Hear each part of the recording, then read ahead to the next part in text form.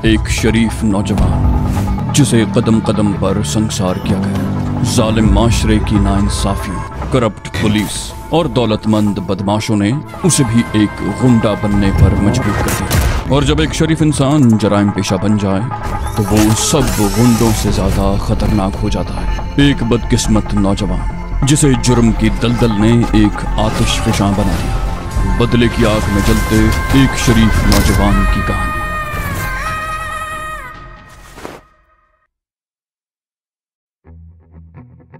शारिक हनीफ और नौलखे के साथ फैक्ट्री से निकल आया। वो सड़क पर दरोगा वाला की तरफ चलने लगे। उस वक्त तकरीबन 12 बज चुके थे और सड़क बिल्कुल सुनसान पड़ी हुई थी। कुछ ही देर के बाद उन्हें घोड़े के टापों की आवाज सुनाई दी। हनीफ ने पीछे मुड़कर देखा। शादीपुर की तरफ से एक रेड़ा आ रहा था। रेड़ा जब करीब पहुंचा तो हनीफ ने उसे रोक लिया। रेड़े पर पट्टे लदे हुए थे। वो तीनों भी ऊपर चढ़ गए। दरोगा वाला मोड़ पर वागा की तरफ से आने वाली एक बस मिल गई। ये बस रेलवे स्टेशन जा रही थी। हनीफ तो बर्फ खाने वाले स्टॉप पर उतर गया और वो दोनों बस पर बैठे रहे। रेलवे स्टेशन से नौलखा और शारिक के रास्ते भी अलग हो गए। नौलखा तो मुजंग चला गया और शारिक चुबुर्जिया गया। जब वो घर पहुंचा तो समीना जाग रही थी। उसने पहली ही हल्की सी दस्तक पर दरवाजा खोल दिया। शारिक ने अंदर दाखिल होते हुए पूछा, तुम अभी तक सोई नहीं? समीना बोली, मुझे डर लग रहा था। तुमने मुझे इस वीरान मकान में क्यों रखा हुआ है? यहाँ तो मैं बिल्कुल कैद होकर रह गई हूँ। तुमने कहा था कि लाहौर में तुम्हारी माँ और बहन भी रहती हैं। मुझे उनके पास क्यों नहीं छोड़ देते? कम से कम कोई बातें करने वाला तो होगा। शारिक बोला, अभी हालात ऐसे नहीं हैं कि तुम्हें वहां छोड़ा जाए। पुलिस अभी तुम्हें तलाश कर रही है। हो सकता है अखबारात में तुम्हारी तस्वीर भी छप जाए। अगर किसी ने तुम्हें पहचान लिया तो बचाव की कोई सूरत नहीं रहेगी। समीना ने कहा, इसका मतलब है कि मैं हमेशा इस 4 दीवारी में कैद रहूंगी। शारिक बोला, नहीं, वैसे मेरे जहन में एक तरकीब है। 1-2 दिन इंतजार कर लो, उसके बाद तुम आजादी से घूम फिर सकोगी। समीना ने उलझी सी निगाहों से उसकी तरफ देखा। बोली, कैसी तरकीब? शारिक बोला, बाद में बताऊंगा, अभी सो जाओ। मुझे भी नींद आ रही है, बहुत थका हुआ हूं। शारिक तो कुछ देर के बाद वाकई सो गया, लेकिन समीना देर तक जागती रही। सुबह का नाश्ता करके शारिक फिर घर से निकल गया। उसने समीना से कहा था कि वो दोपहर तक लौट आएगा। शारिक सीधा सुहेल के रेस्टोरेंट पहुंचा। वो बगली दरवाजे से जाने की बजाय रेस्टोरेंट में दाखिल हुआ था। सुहेल काउंटर पर बैठा हुआ था। शारिक एक लम्हे को उसके करीब रुका। बोला, मुझे एक जरूरी फोन करना है, ऊपर कमरे में हूँ, तुम रिसीवर मत उठाना। वो ऊपर कमरे में आ गया। टेलीफोन का एक एक्सटेंशन सेट यहाँ भी मौजूद था।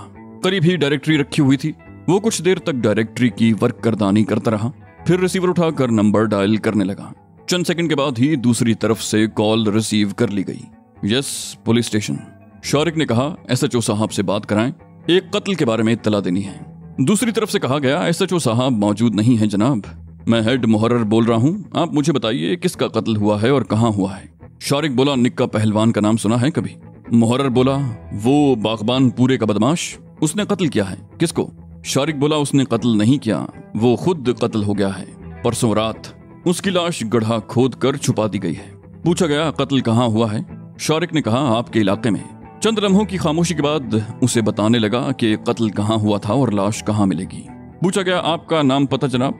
मकतूल से आपका क्या ताल्लुक था?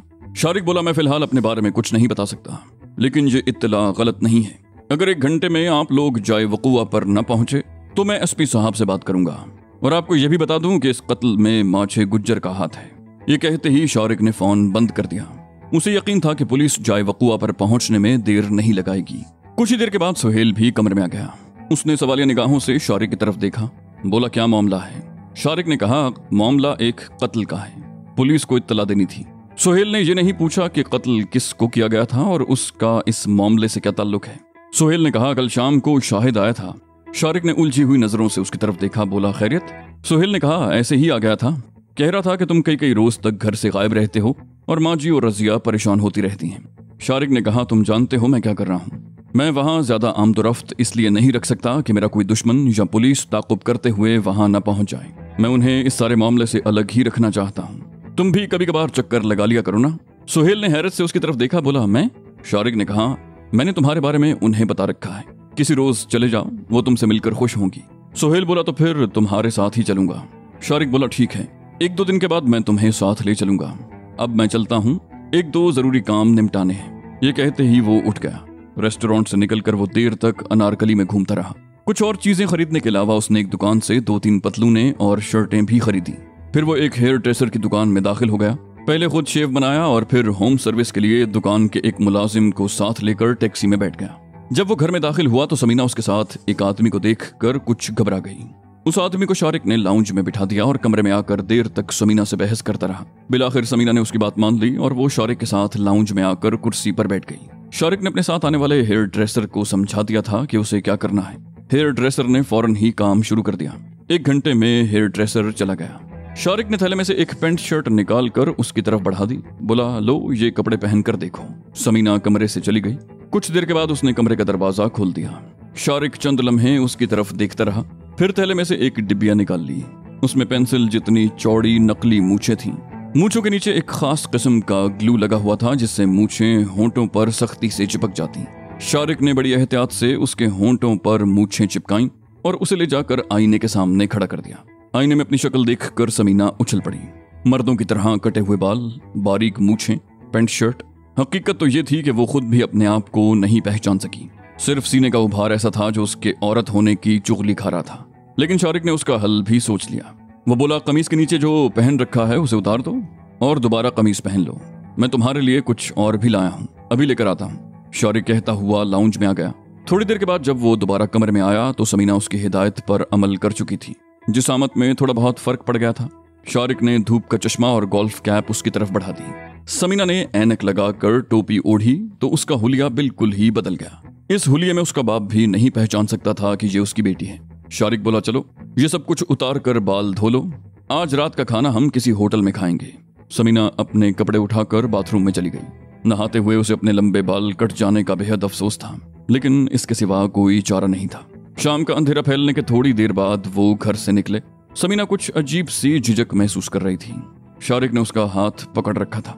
शारिक बोला, किसी होटल में जाने की बजाय लक्ष्मी चौक का चरगा न खाया जाए। समीना बोली, जहां चाहो ले चलो। झिझक के अलावा वो दिल में अजीब सा खौफ भी महसूस कर रही थी। वो एक रक्शे पर बैठकर लक्ष्मी चौक पहुंच गए। बड़ी रौनक थी।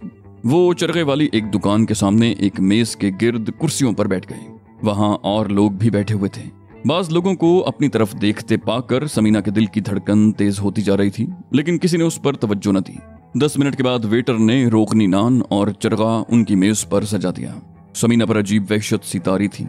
वो जिंदगी में पहली मर्तबा इस तरह किसी पब्लिक मकाम पर खाना खाने के लिए बैठी थी। अभी उन्होंने चंद लुक़्मे ही लिए थे कि निस्बत रोड की तरफ से फायरिंग की आवाजें सुनाई दी। यूं लगता था जैसे वहां महाज खुल गया हो। बड़ी जबरदस्त फायरिंग हो रही थी। कुछ ही देर के बाद ये पता चल गया कि पुलिस ने निस्बत रोड पर माझे गुज्जर के मनशियात के अड्डे पर छापा मारा था। मनशियात फरोशों ने पुलिस को देखते ही फायरिंग शुरू कर दी थी। शारिक के होंठों पर खफीफ सी मुस्कुराहट आ गई। उसने समीना की तरफ देखा। उसके चेहरे पर खौफ के साए नजर आए। शारिक ने सरगोशी की। बोला, डरो नहीं, आराम से खाना खाओ। लोग निस्बत रोड की तरफ देख रहे थे। इस फायरिंग से लक्ष्मी चौक की रौनक में कोई फर्क नहीं आया था। शारिक समीना से सरगोशियां करता हुआ इत्मीनान से खाना खाता रहा। फायरिंग में शिद्दत आ गई। निस्बत रोड वीरान हो चुका था। जिस जगह फायरिंग हो रही थी वहां से लक्ष्मी चौक ज्यादा दूर नहीं था। कुछ ही देर के बाद फायरिंग के असरात वहां भी नजर आने लगे। पहले निस्बत रोड वाली साइड पर चौक की दुकानें बंद होने लगी। फलों वगैरह के ठेले गायब हो गए। ट्रैफिक बंद होने लगा और फिर उस तरफ का इलाका भी खाली होने लगा। टिक्के कबाब वाली दुकानों के सामने खुली जगह पर बैठे हुए ग्राहक उठ उठ कर जाने लगे। कुछ ही देर के बाद पुलिस के सायरन की आवाजें भी सुनाई देने लगी। शारिक ने गर्दन उठाकर देखा। पुलिस के 2 ट्रक बड़ी तेज रफ्तारी से मैक्लोड रोड की तरफ से आ रहे थे। शारिक को समझने में देर न लगी कि आने वाली इस पुलिस का ताल्लुक थाना गुजर सिंह से था, जिन्हें गालिबन मदद के लिए तलब किया गया था। पुलिस के 2 ट्रक निस्बत रोड की तरफ मुड़े ही थे कि एक खौफनाक धमाका हुआ। ये धमाका उस तरफ हुआ था जहां फायरिंग हो रही थी, लेकिन देखते ही देखते लक्ष्मी चौक का पूरा इलाका वीरान हो गया। ज्यादातर लोग एबट रोड की तरफ दौड़ रहे थे। शारिक समीना की तरफ देखते हुए बोला, मेरा ख्याल है अब यहाँ रुकना खतरनाक होगा। महाज फैल रहा है। मुमकिन है कुछ ही देर के बाद ये इलाका भी मैदान जंग बन जाए। इससे पहले कि कोई गोली हमारे आसपास आकर गिरे, हमें यहाँ से निकल जाना चाहिए। समीना पहले ही खौफजदा थी। उसने हाथ में पकड़ा हुआ निवाला भी प्लेट में रख दिया और एक झटके से उठकर खड़ी हो गई। उसने नैपकिन उठाकर हाथ पोंछे और इधर उधर देखने लगी। पूरा इलाका वीरान हो चुका था। होटलों के सामने बिछी हुई तमाम मेजें खाली हो चुकी थीं। शारिक ने वेटर को बुलाकर बिल दिया और समीना का हाथ पकड़कर बाईं तरफ चलने लगा। समीना ने हाथ छुड़ाने की कोशिश नहीं की। शारिक हौले हौले उसका हाथ दबा रहा था। और समीना अपने आप में अजीब सी कैफियत महसूस कर रही थी। उस रात जब शारिक उसे मौसी मेहरा के यहाँ से लेकर घर आया था तो समीना के दिल में एक अजीब सा खौफ जागुजी हो गया था। इससे पहले कई मरतबा वो शारिक के साथ अकेली रही थी। फैसलाबाद में उसके अपने मकान में शारिक कई रोज उसके घर में रहा था। ये खौफ उन दिनों भी उसके दिल में उभरा था, मगर कुछ नहीं हुआ था। समीना उसकी शराफत की कायल हो गई थी। लेकिन उस रात शाम नगर वाले मकान में दाखिल होते वक्त एक अनजाने खौफ ने उसके दिलो दिमाग को लपेट में ले लिया। ये मकान किसी वीराने में नहीं था, गुंजान आबादी में था। मकान एक दूसरे के साथ साथ थे। ऊंची आवाज में बोलने की आवाजें भी पड़ोस के मकानों में या गली में सुनी जा सकती थी। शारिक के किसी किस्म की ज्यादती करने पर समीना चीखी तो उसकी आवाज सुनकर कई लोग जमा हो सकते थे। उस रात समीना को नींद ना आ सकी थी। न जाने क्या बात थी कि उसके दिल में अजीबोगरीब से ख्यालात आ रहे थे। पहले वो अपने माँ बाप के बारे में सोचती रही थी। उसे टैक्सी पर एक अजनबी आदमी के साथ कॉलोनी से निकलते देखकर उसके बाप के चेहरे पर जो तासुरात उभरे थे वो जिंदगी भर नहीं भुला सकती थी। और फिर उसके बाप ने किस तरह मोटरसाइकिल पर उसका पीछा किया था। एक दो मरतबा वो टैक्सी के बराबर भी पहुंच गया था और चीख कर कुछ कहा भी था, लेकिन समीना ने अपने कान बंद कर लिए थे। टैक्सी ड्राइवर बड़ा होशियार आदमी था। उसने समीना के बाप को डॉज देकर कुछ ही देर बाद उन्हें दाता दरबार के सामने पहुंचा दिया था, जहां से नौलखे ने उसे दूसरी टैक्सी पर बिठा दिया था। वो चश्मे तसव्वुर से देर तक अपने माँ बाप और भाई के चेहरे देखती रही। फिर उसने बड़ी मुश्किल से इन ख्यालात को जहन से झटका और वो एक बार फिर शारिक के बारे में सोचने लगी। उसे शारिक से कभी इतना खौफ महसूस नहीं हुआ था जितना वो उस रात महसूस कर रही थी। वो कमरे में अकेली थी। मध्यम नीलगू रोशनी से माहौल में अजीब पुरस्कारियत सी आ गई थी। वो बिस्तर पर लेटी कभी दीवारों को घूरने लगती और कभी छत को। अजीब से ख्यालात उसके जहन में आ रहे थे। एक अनजाना सा खौफ जहन पर तारी होने के बावजूद उसने दरवाजा बंद नहीं किया था। पूरे घर पर सन्नाटा था। माहौल खामोशी में डूबा हुआ था। किसी तरफ से कोई आवाज सुनाई नहीं दे रही थी। वक्त बहुत धीरे धीरे गुजर रहा था। एक एक लम्हा सदियों पर भारी महसूस हो रहा था। उसने एक दो मरतबा खुले हुए दरवाजे में देखा था। उसके ख्याल में शारिक भी गहरी नींद सो चुका होगा। एक दो मरतबा समीना के जहन में ये ख्याल आया था कि वो इस मौके से फायदा उठाते हुए खामोशी से इस मकान से निकलकर अपने माँ बाप के घर चली जाए। चुबुर्जी क्वार्टर्स वहां से ज्यादा दूर नहीं थे। ज्यादा से ज्यादा निस्फ मील का फासला होगा। वो पैदल ही वहां तक जा सकती थी। इसी ख्याल के तहत वो एक मरतबा गैर इरादी तौर पर बिस्तर से उठी भी थी, लेकिन फिर लेट गई। उसके मुंह से बेख्तियार गहरा सांस निकल गया। उसके माँ बाप उसे कभी भी कबूल नहीं करेंगे। उसने अपने माँ बाप को जिस तरह जलील और रुस्वा किया था वो किसी को मुंह दिखाने के काबिल नहीं रहे थे। और दूसरे अखबारात में जो खबरें शाया हुई थी उससे तो रही सही कसर भी पूरी हो गई थी। ऐसी सूरत हाल में उसके माँ बाप उसे कभी कबूल नहीं करेंगे, बल्कि ज्यादा इम्कान इस बात का था कि उसका गला घोंट कर उसे हलाक कर दिया जाएगा। रात का आखिरी पहर था। खामोशी और सन्नाटे में दफतन हल्की सी आवाज सुनकर वो चौंक गई।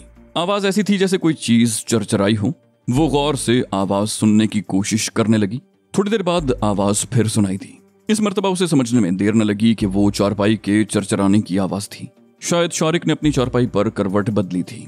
फिर दफतन उसके जहन में एक और ख्याल उभरा। क्या शारिक भी उसकी तरह जाग रहा था? एक मर्तबा उसके जहन में ख्याल आया कि उठकर शारिक के पास चली जाए, लेकिन फिर इस ख्याल को उसने सख्ती से जहन से झटक दिया और फिर ये सोचने लगी कि क्यों ना उठकर दरवाजा बंद कर दे। वो अजीब सी कैफियत में मुब्तला थी। पहले तो वो उठकर शारिक के पास जाना चाहती थी और अब कमरे का दरवाजा बंद करने के बारे में सोच रही थी। हकीकत ये थी कि हालात ने उसका जहन माऊफ कर रखा था। सोचने समझने की तमाम सलाहियतें सल्ब होकर रह गई थीं और वो कोई फैसला करने के काबिल नहीं रही थी। दफतन चारपाई के चरचराने की आवाज सुनकर वो एक बार फिर चौंक गई। इस मर्तबा उसे समझने में देर न लगी कि शारिक जाग रहा था और बार बार करवटें बदल रहा था, जिससे बान की झलंगा सी चारपाई चरचरा रही थी। उसके फौरन ही बाद बहुत हल्की हल्की ऐसी आवाजें सुनाई देने लगी जैसे कोई दबे कदमों चलने की कोशिश कर रहा हो। समीना के दिल की धड़कन तेज होने लगी। उसकी नजरें खुले हुए दरवाजे पर मरकूज थीं। चंद ही सेकंड के बाद दरवाजे पर एक इंसानी हयूला दिखाई दिया। सामने तो उसके चेहरे पर नाइट बल्ब की नीलगू रोशनी पड़ रही थी, जबकि पस मंजर में गहरी तारीकी थी। उसका हयूला बड़ा पुरस्कार लग रहा था। समीना को उस हयूले को पहचानने में कोई दुश्वारी पेश नहीं आई थी। वो शारिक था। समीना के दिल की धड़कन तेज हो गई। वो शारिक को देखकर एक झटके से उठ बैठी। समीना ने उसे घूरा, बोली, तो तुम यहाँ क्यों आए हो? उसके लहजे में हल्की सी कपकपाहट थी। शारिक बोला, गलत मत समझो, मैं सिर्फ ये देखने आया था कि तुम सो रही हो या जाग रही हो। मुझे नींद नहीं आ रही थी, तुम भी जाग रही हो, क्यों ना बातों में कुछ वक्त गुजार लिया जाए। शारिक पलंग की पट्टी पर बैठ गया। समीना के दिल की धड़कन कुछ और तेज हो गई। रात का पिछला पहर। वो दोनों अकेले थे। वो शारिक के रहमो करम पर थी। वो अपने आप को मुकम्मल तौर पर बेबस महसूस कर रही थी और ये उसकी बेबसी ही थी कि आंखों में आंसू छलक आए थे। शारिक ने करीब सरक कर उसका हाथ पकड़ा, बोला, तुम रो रही हो? शारिक उसे सूरत हाल समझाने की कोशिश करते हुए तसल्लियां देता रहा, उसे हालात से समझौता करने का मशवरा दे रहा था। शारिक की जबान के साथ उसके हाथ भी चलते रहे। समीना के जहन पर एक अनजाना सा खौफ तो था, लेकिन अब वो अपने आप में एक अजीब सी कैफियत महसूस कर रही थी। फैसलाबाद में लारी अड्डे के मोटर मैकेनिक यूसुफ ने इसी चीज के हुसूल के लिए उसे ब्लैकमेल करने की कोशिश की थी। शारिक और नौलखा को पता चला तो उन्होंने यूसुफ को बेदर्दी से मौत के घाट उतार दिया। शारिक के बारे में समीना का अब तक यही ख्याल था कि कातिल और दीगर संगीन जराइम में मुलव्विस होने के बावजूद उसने शराफत का दामन अभी तक हाथ से नहीं छोड़ा। यूसुफ ने मैली नजरों से उसकी तरफ देखा तो शारिक ने नौलखे की मदद से उसे कत्ल कर दिया, लेकिन अब उसकी अपनी शराफत का भरम खुल गया था। सुबह जब समीना की आंख खुली तो उसने अपने आप को अजीब सूरत हाल से दो चार पाया। उसकी आंखों में वहशत उभर आई थी। वो अजीब सी नजरों से कभी अपने आप को कभी शारिक को देखती रही जो गहरी नींद सो रहा था। समीना की आंखों में आंसू मड़ आए। वो फूट फूट कर रोने लगी। वो ये सोचे बगैर नहीं रह सकती थी कि शारिक शायद इसी दिन के लिए उसके पीछे लगा हुआ था। उसने किस तरह अपनी शराफत का सिक्का जमाया था और बिलाखिर अपने असल रूप में उसके सामने आ गया था। समीना खूंखार नजरों से शारिक की तरफ देख रही थी जो गहरी नींद में था। उसका दिल चाहा कि शारिक को सोते में ही कत्ल कर दे और यहाँ से भाग जाए, लेकिन फिर उसके जहन में ये ख्याल उभरा कि भाग कर कहाँ जाएगी। उसके माँ बाप का घर अब उसका घर नहीं रहा था। वो कहीं और भी नहीं जा सकती थी। पुलिस उसकी तलाश में थी। उसके लिए कोई जाए पनाह नहीं थी। वो यहाँ से निकल कर जहाँ भी जाएगी उसके साथ यही सब कुछ होगा। उसे हर जगह माले गनीमत ही समझा जाएगा। दूसरों के हाथों खिलौना बनने से तो बेहतर था कि वो शारिक ही की पनाह में रहे। इस बात को 4-5 रोज गुजर गए। उसका ख्याल था कि मतलब बरारी के बाद उसमें शारिक की दिलचस्पी कम हो जाएगी। खिलौने से दिलचस्पी उस वक्त रहती है जब तक वो पहुंच से दूर रहता है, और जब खिलौना हाथ आ जाए तो उससे खेलने के बाद दिलचस्पी कम हो जाती है और फिर बतदरीज उसका ख्याल भी जहन से निकल जाता है। शारिक के बारे में भी उसका यही ख्याल था कि रफ्ता रफ्ता उसकी दिलचस्पी कम होती चली जाएगी, लेकिन समीना ने तय कर लिया था कि अब वो शारिक को अपने हाथ से नहीं निकलने देगी। आज वो कई रोज बाद शारिक के साथ घर से निकली थी। शारिक ने अगरचे उसका हुलिया बिल्कुल ही बदल दिया था, लेकिन उसके दिल में हल्का सा खौफ अब भी मौजूद था कि कोई उसे पहचान न ले। मौजूदा हुलिया में वो बज़ाहिर एक खूबरू लड़का लग रही थी, लेकिन आवाज के अलावा निस्वानियत के आसार अब भी किसी हद तक नजर आ रहे थे। उसने बहरहाल ये तय कर लिया था कि उसे इस हुलिये में रहना है तो उसे इसका भी बंदोबस्त करना पड़ेगा। समीना को अंदाजा नहीं था कि शारिक उसे लक्ष्मी चौक क्यों लेकर आया था, महज चरगा खिलाने के लिए या उसका कोई और मकसद भी था।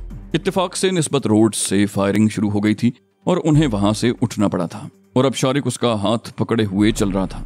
वो बार बार हौले हौले समीना का हाथ दबा रहा था। समीना उस वक्त भी अपने आप में कुछ अजीब सी कैफियत महसूस कर रही थी। उसने शारिक से अपना हाथ छुड़ाने की कोशिश नहीं की। वो बेडन रोड पर मुड़ गए।